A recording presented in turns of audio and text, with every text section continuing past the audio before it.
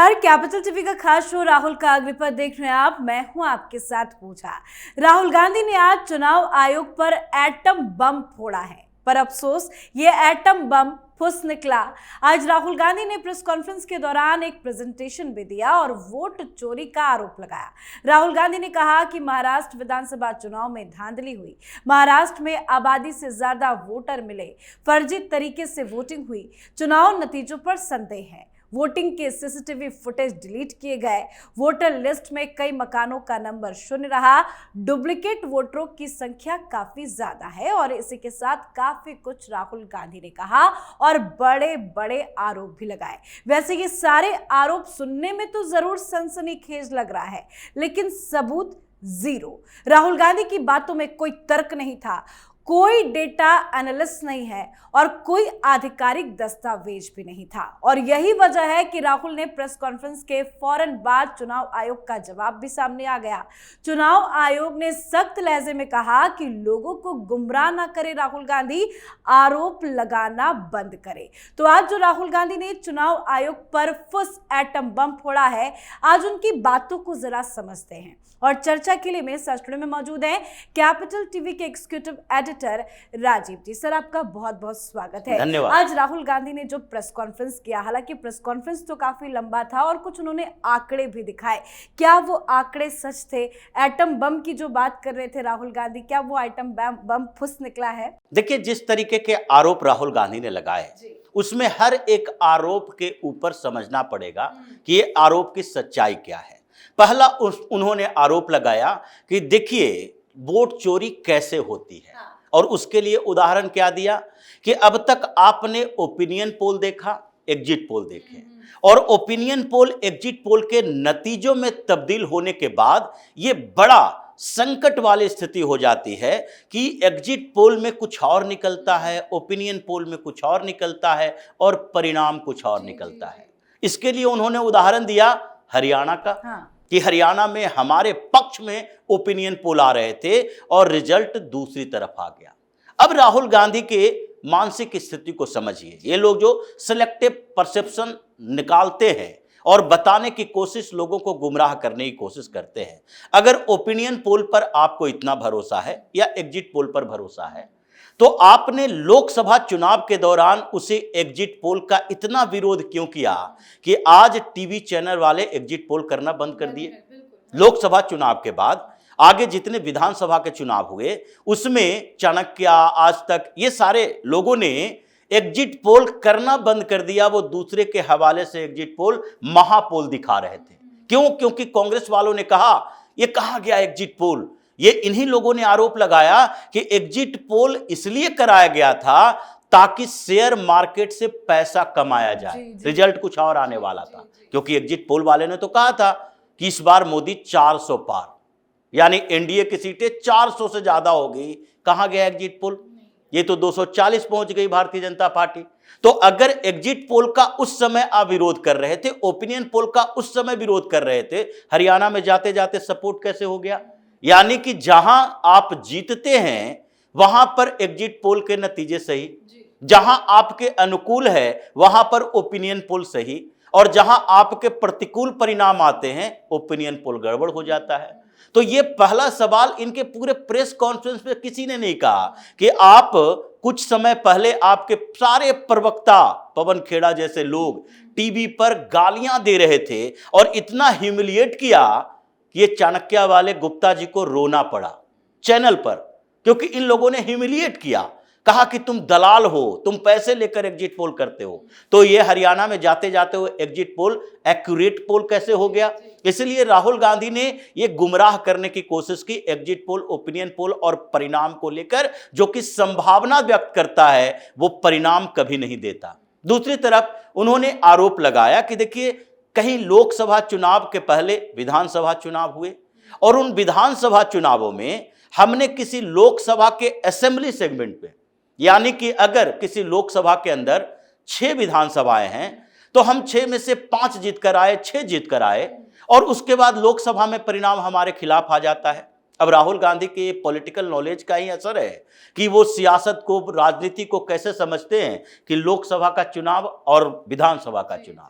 ये दोनों का तरीका अलग होता है। लोकसभा का चुनाव अभी प्रधानमंत्री के कैंडिडेट के तौर पर मोदी के नाम पर चल रहा।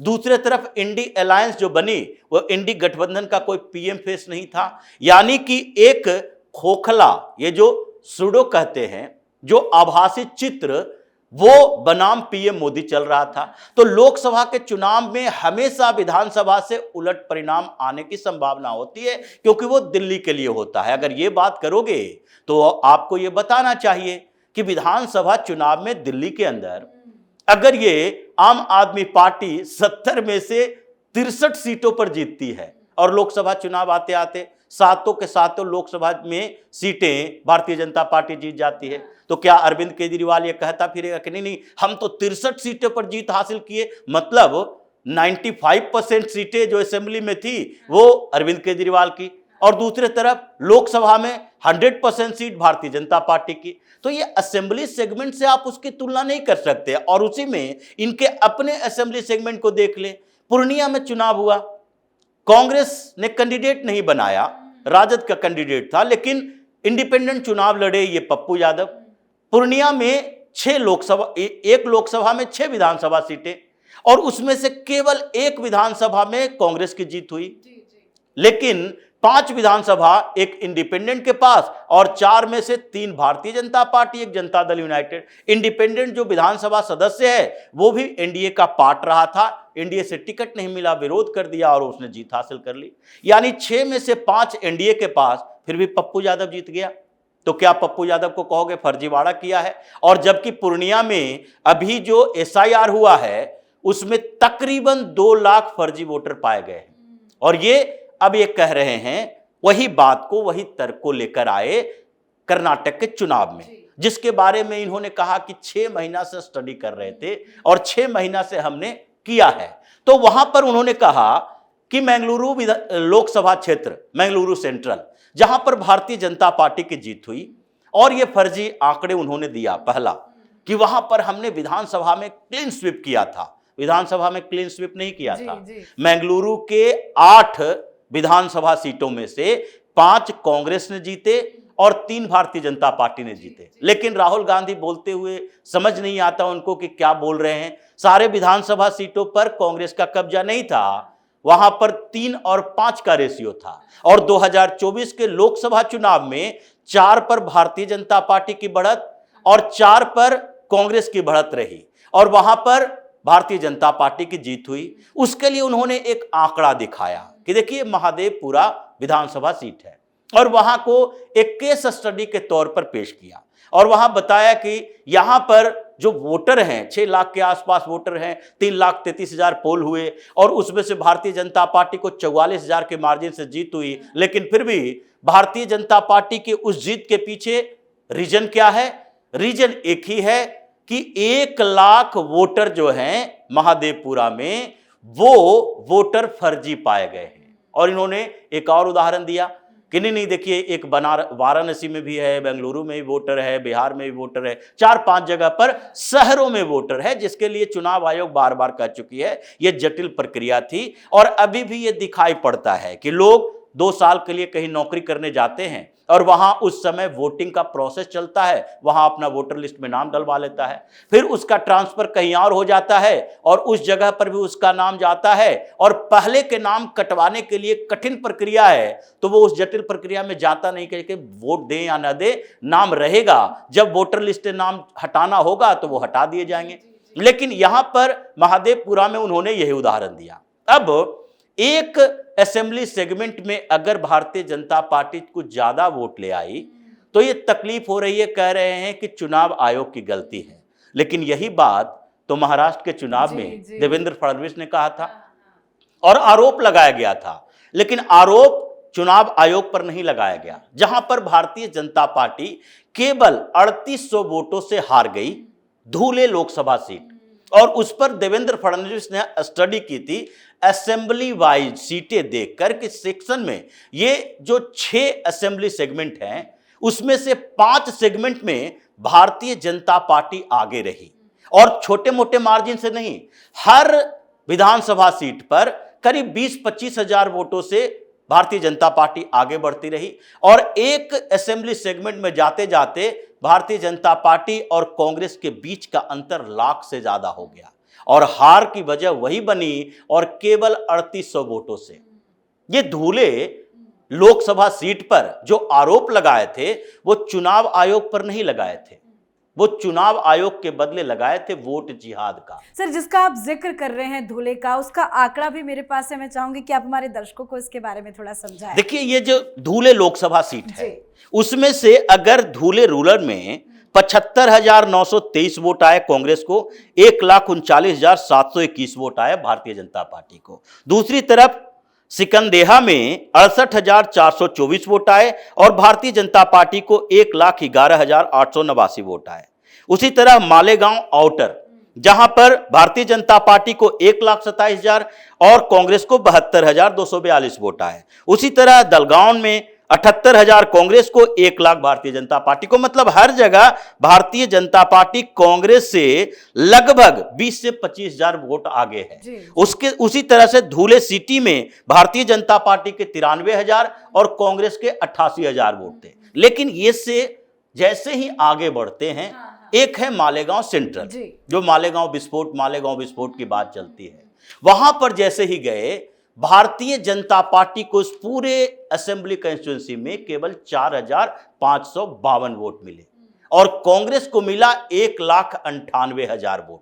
मतलब जो ये 5 असेंबली कंस्टिट्यूंसी में भारतीय जनता पार्टी लगभग 1,89,000 वोट से आगे चल रही थी, वो 1,98,000 वोट एक ही कंस्टिट्यूंसी में कांग्रेस को मिले और भारतीय जनता पार्टी 3800 वोटों से हार गई। हाँ। अब इस पर जो आरोप लगे वो चुनाव आयोग पर नहीं लगे, बल्कि आरोप इस बात का लगाया गया कि इस समय वोट जिहाद चल रहा है।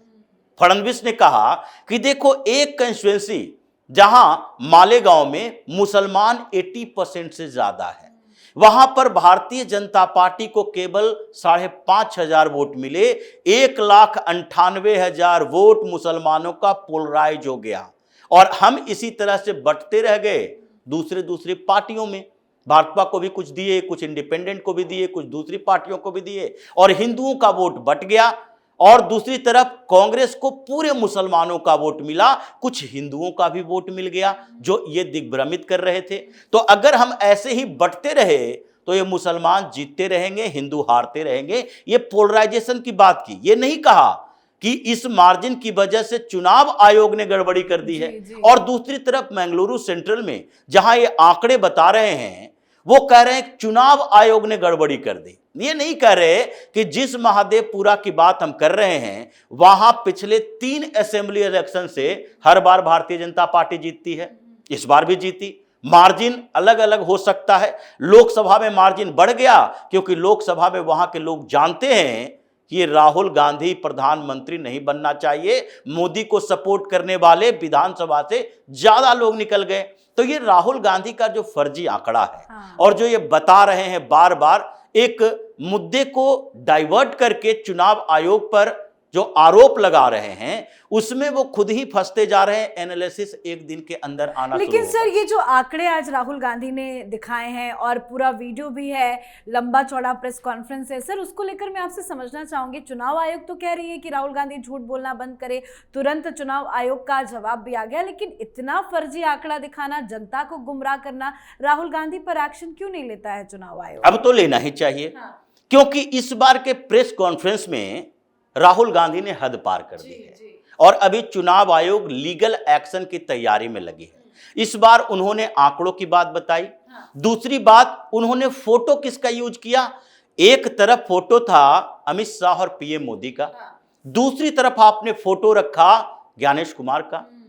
मतलब चुनाव आयुक्त के फोटो के साथ मोदी का फोटो लगाकर आपने दोनों के मिल भगत की बात की और चुनाव आयोग के ऊपर, जो एक कॉन्स्टिट्यूशनल बॉडी है, आरोप लगाया कि वो भारतीय जनता पार्टी के लिए वोटों की चोरी कर रही है। और बार बार यही कहते हैं कि चुनाव आयोग और बीजेपी मिली हुई है, दोनों मिलकर ये खेल खेल रहे हैं। तो इसलिए चुनाव आयोग ने अभी प्रतिक्रिया दी और उसके बाद लीगल एक्शन की तैयारी चल रही है कि क्या राहुल गांधी इसी तरह लोगों को गुमराह करते रहेंगे और हम लोग चुप बैठे रहें। इसलिए अब कुछ दिन के अंदर चुनाव आयोग ये देख रही है कि राहुल गांधी के खिलाफ लीगल एक्शन कौन सा लिया जाए, सुप्रीम कोर्ट में जाया जाए या फिर उनकी चुनावी प्रक्रिया में अविश्वसनीयता के कारण उनके संसदीय सीट के ऊपर कोई एक्शन लिया जा सकता है। बिल्कुल, जैसे तेजस्वी को नोटिस भेजा जा रहा है चुनाव आयोग की तरफ से, राहुल गांधी को भी तो भेजना चाहिए। बहुत बहुत धन्यवाद सर समझाने के लिए। धन्यवाद। तो राहुल गांधी ने आगामी बिहार चुनाव से पहले बीजेपी और चुनाव आयोग पर गंभीर आरोप लगाए हैं। दिल्ली में हुई प्रेस कॉन्फ्रेंस के दौरान